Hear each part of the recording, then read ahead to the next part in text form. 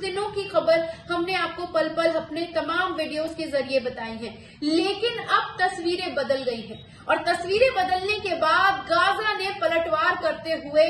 Bombing किया है और उसी के साथ साथ ईरान ने जिस तरीके से इजराइल को धमकी दी है कि सुधर जाओ, पलटवार लगातार किया जाएगा कि आप संभल नहीं पाएंगे। और उसी के साथ साथ बात होती है जब ईरान और रशिया के बीच नजदीकियां बढ़ रही हैं तो इजराइल को पसीने छूटने लगे हैं और उसी के साथ जब ये बॉम्बिंग और पूरा टेंशन का माहौल इजराइल की वजह से मिडिल ईस्ट में खासकर मजलूम फिलिस्तीन के नागरिकों के ऊपर जब ढाया जा रहा है तो उसी के बीच अमेरिका के मंत्री ने इजराइल और फिलिस्तीन का दौरा किया है और इसी पर बात करने के लिए इंटरनेशनली मुद्दों के तमाम चीजों पर नजर रखकर खबर रखने वाले पल पल न्यूज के एडिटर हमारे साथ मौजूद हैं, जिनसे हम जानने की कोशिश करेंगे कि जिस तरीके से इजराइल में वायलेशन हुआ और उस वायलेशन के बाद जो पलटवार लगातार जारी है उसे पूरी दुनिया किस तरीके से देखती है। तो नदीम साहब, मेरा सबसे पहला सवाल आपसे यही है कि गाजा ने पलटवार करते हुए ही बॉम्बिंग किया है, इसे हम किस तरीके से देख और समझ सकते हैं? खुशबू, अगर सबसे पहले बात की जाए जो 5 दिन के वायलेंस हुआ उसमें हमारे जो खासतौर पर हमारा जो मेन स्ट्रीम मीडिया है और हमारे जो अनुभक्त हैं वो ये कहते हुए नजर आए कि ईरान और फिलिस्तीन को जो है वो इजराइल पेल रहा है, क्योंकि अमूमन मेरे ये शब्द नहीं होते हैं, क्योंकि जिस हिसाब से वो लोग बात कर रहे हैं तो उनको आईना दिखाना जरूरी है, क्योंकि यहाँ इजराइल एक ताकतवर देश होने का दावा करता है, जो ये पहले भी कई इंटरनेशनल रिपोर्ट में ये दावा करता है कि हम किसी भी देश को चुटकी में मसल करके रख देंगे। और अब इस पहलू को समझना बहुत ज्यादा जरूरी है, जहां ये कहा जा रहा है कि अगर ईरान और फिलिस्तीन इजराइल पर कुछ कर भी देगा तो क्या उसका असर पड़ेगा। जहां ताकतवर देश कमजोर को मारता है, ये तो सब देखते हैं कि कमजोर पर वार हो रहा है, पर जब कमजोर पलट करके पलटवार करता है तो उसका असर पड़ता है। और जो ताकतवर देश होता है वो तब यही कहता है कि नहीं नहीं, मुझ पर कोई हमला नहीं हुआ, हमने तो उसको बस वही चुटकी पर मसल करके रख दिया। अब रही बात गाजा के पलटवार की, या गाजा ने जो पलटवार किया खासतौर पर ये आईना दिखाने का काम है, क्योंकि हमने देखा था कि जब 9 फिलिस्तीनियों को शहीद कर दिया गया तब जाकर के इजराइल फिलिस्तीन की तरफ से बम बरसाए गए थे। उसी के उसमें तैश में आकर के इजराइल ने लगातार रात के अंधेरे में यह बम बरसाने का काम किया और खासतौर जो फिलिस्तीन के ऊपर हमले हो रहे हैं वो रात के अंधेरे में चोरी छुपे तरीके से इजराइल ये हमले करता हुआ दिखाई देता है, क्योंकि वहां के लोगों की सुबह भी जो है ना खासतौर पर बम से होती है, उन्हें नहीं पता होता कि कब कौन सा बम कहां आकर के गिरे। तो वहां के जो मजलूम हैं वो आदी हो चुके हैं, क्योंकि उन्हें इतना दहशत में डाला गया कि वो अब दहशत क्या है उन्हें पता ही नहीं है, वो उस चीज को झेल रहे हैं। हमें मेन उस पर बात करनी है। और जब वो चीज वो लोग झेल रहे हैं तो पलटवार किया गया। हालांकि 2 बम जो हैं दागे गए गाजा की तरफ से, जो कि आईना दिखाने के लिए था। उसके बाद हमास जो संगठन है उसने कड़े शब्दों में कहा कि हमें कमजोर समझने की या फिलिस्तीनियों को अकेला समझने की कोशिश ना करें। अगर जंग छिड़ी तो इसका असर बहुत दूर तक होगा, क्योंकि ये पलटवार करना जरूरी था, क्योंकि ये दिखा रहे थे कि भाई फिलिस्तीन डरा हुआ है। हाँ, यकीनन फिलिस्तीन डरा हुआ है, क्योंकि एक ताकतवर देश एक कमजोर देश पे मारेगा तो वो कहीं ना कहीं पलटवार करेगा। तो ये उस अग्रेशन को जवाब था कि आप जुल्म की इंतहा पार मत करें। जब हमारे सब्र का बांध टूटेगा तो हम पलटवार करना भी जानते हैं, जो कि 21 दिन की जंग में ये देखा गया कि किस तरीके से नेतन्याहू को आईना दिखाने का काम करा था फिलिस्तीनियों ने, जो 1 साल पहले जंग हुई थी। नदीम, इसी में एक बात जो बार बार जहन में आती है कि ईरान की तरफ जिस तरीके से हमले बढ़े हैं और इसी के साथ साथ अब जब ईरान पर लगातार हमले हो रहे हैं तो ईरान ने भी कमर कस के ये साफ कह दिया, इजराइल को धमकी दे दी है कि आप हमें हल्के में समझने की कोशिश ना करें। तो मेरा सवाल आपसे ये है कि ईरान ने अब इजराइल को धमकी दे दी है, तो आप इसे किस तरीके से देखते हैं? और पूरा वर्ल्ड अगर इसको देख रहा है, ईरान का इजराइल को आंखें दिखाना, तो इसे किस तरीके से देखा और समझा जा सकता है? खुशबू, अगर इस पहलू की बात की जाए, ईरान एक तरफ से फिलिस्तीन को अभी रखते हैं साइड, बात की जाए ईरान और इजराइल की।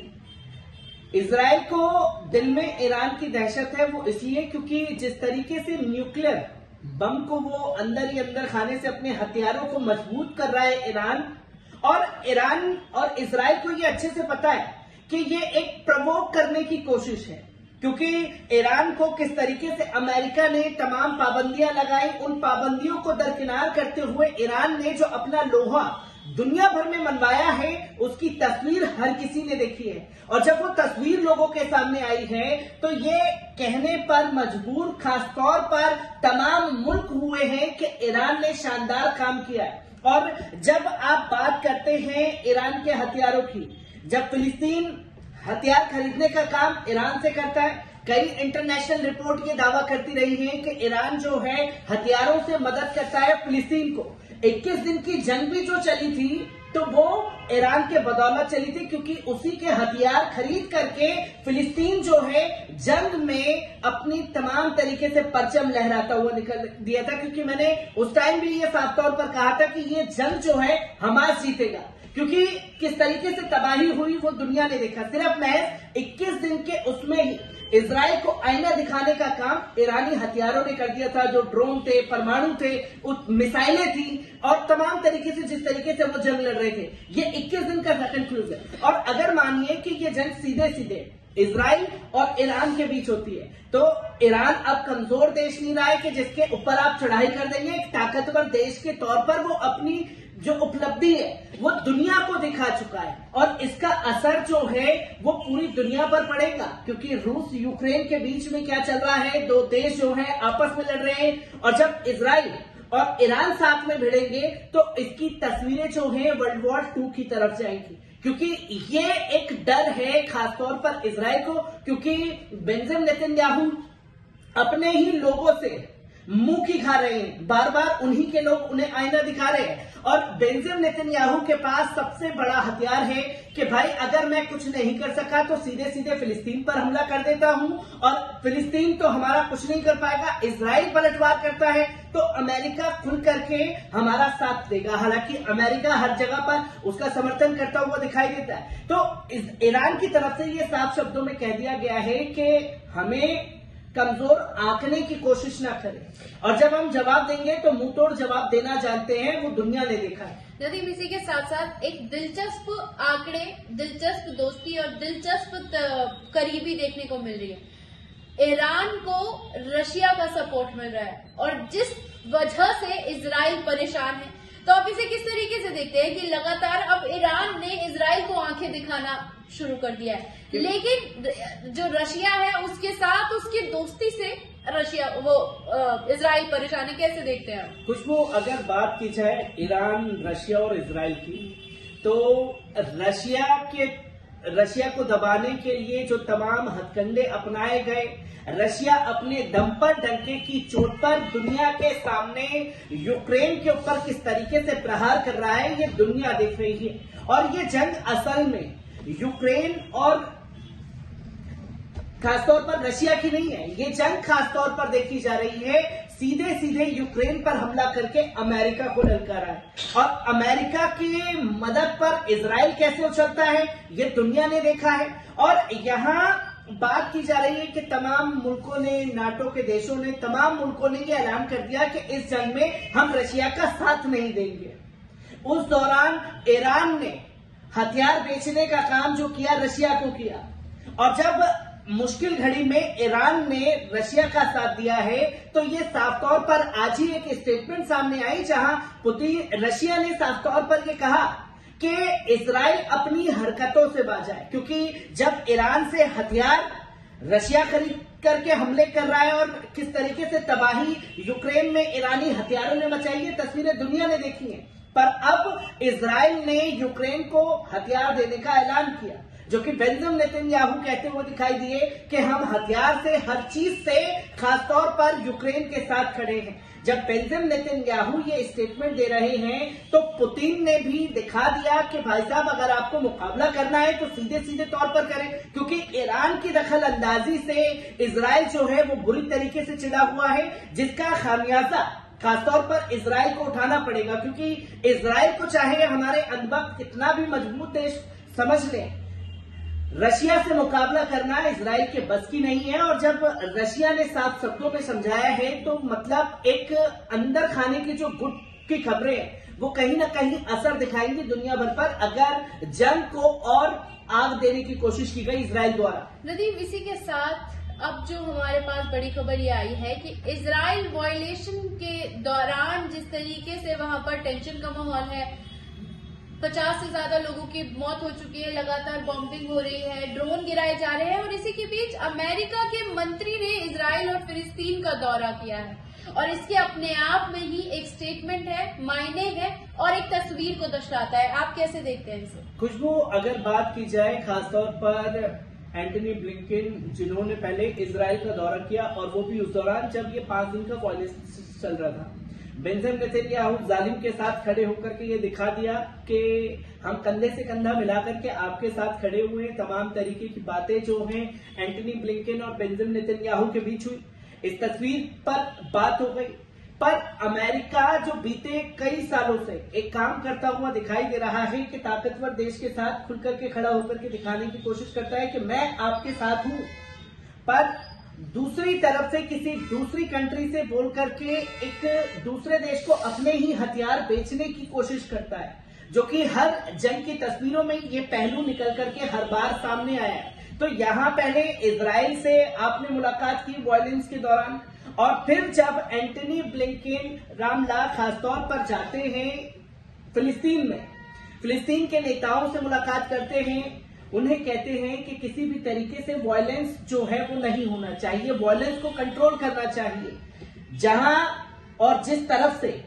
वायलेंस हो रहा है, बेंजामिन नेतन्याहू से मुलाकात के दौरान ऐसा कोई जिक्र नहीं। जैसे ही फिलिस्तीन आए तो ये कहते हुए दिखाई दिए कि भाई साहब वायलेंस नहीं होना चाहिए, मतलब आप पर जुल्म हो और आप उस जुल्म पर जालिम का पलटवार न करें, इसलिए आपको शांत रहना है। तो ये इस मायने में समझा जा सकता है कि एक दोगली पॉलिसी जो हमेशा से अमेरिका करता हुआ दिखाई दिया है, ये उसी का नतीजा था ये दौरा। और किस तरीके से अमेरिका को लेता है फिलिस्तीन, ये भी देखने वाली बात होगी, क्योंकि इस स्टेटमेंट के बाद साफ तौर पर कहा है कि अगर बार बार इसी तरीके से होता रहा तो हम जवाब देंगे, चाहे उसके लिए कितनी भी आप लोग निंदा पेश करते रहे। क्योंकि हमने इसी जंग के दौरान ये देखा कि जब 5 दिन का वायलेंस हुआ, फिलिस्तीन के 9 लोगों को शहीद किया गया, उनका कोई जिक्र नहीं, किसी तरीके की कोई निंदा पेश नहीं की गई। एक फिलिस्तीनी युवक जो 21 साल का बच्चा इजराइल के अंदर घुसता है, 7 लोगों को मौत के घाट उतार देता है, चाहे अमेरिका हो, यूएन हो, तमाम संगठन के लोग नहीं हिंसा नहीं होनी चाहिए, हम इसकी निंदा पेश करते हैं। जो जुल्म कर रहा है उसके खिलाफ निंदा नहीं, जो जुल्म के खिलाफ पलटवार कर रहा है उसकी निंदा पेश करते हुए हमेशा से अमेरिका की सरकार जो है नजर आई है, जो कि एक दोगला रवैया इजराइल फिलिस्तीन के मामले पर हमेशा से देखा गया है। हमारे साथ मौजूद थे नदीम, जिनकी बातों का कंक्लूजन ये निकलता है कि इजराइल में लगातार वायलेशन जारी है, लेकिन इसी के बीच जब इजराइल को लगता था कि वो छोटे छोटे देशों को आंख दिखाकर अपनी दादागिरी दिखा सकता है, मजलूमों को मार सकता है, तो अब हालात बदले हैं और अब उन छोटे छोटे देशों ने पलटवार करना शुरू कर दिया है। लेकिन इसी के बीच अगर अमेरिका की इस रणनीति के खिलाफ भी अगर अमेरिका खामोश रहता है तो रशिया के सपोर्ट से वो तमाम देश अब जवाब देने के लिए तैयार हो चुके हैं, जवाब दे रहे हैं और इजराइल को उनके घुटने पे लाने के लिए पूरे तैयार खड़े हैं। कैसी लगी ये रिपोर्ट? कमेंट बॉक्स में आकर अपनी राय देना ना भूलिएगा। शुक्रिया।